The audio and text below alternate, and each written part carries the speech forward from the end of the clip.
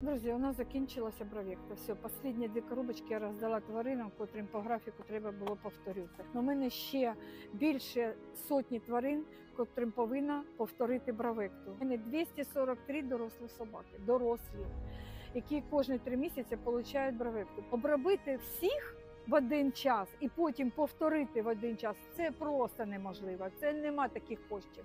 Нас не фінансує ніхто, ні держава, ні міська влада. Ми виживаємо за счет добрих людей, благодійності, донатів. За що я низько вклоняюся вам, мої милі, мої рідні. Я вас просто обожнюю за те, що ви підтримуєте. Ви неймовірні люди. Допоможіть нам, будь ласка, жара неймовірна. Блохи просто з'їдають тварин. Нам потрібна така бровекта. Будь ласка. Ні краплі не працюють, ні інші таблетки. Багато засобів є у продажу, але вони не працюють. Оця таблетка 12 тижнів тварина захищена від бліх і кліщів.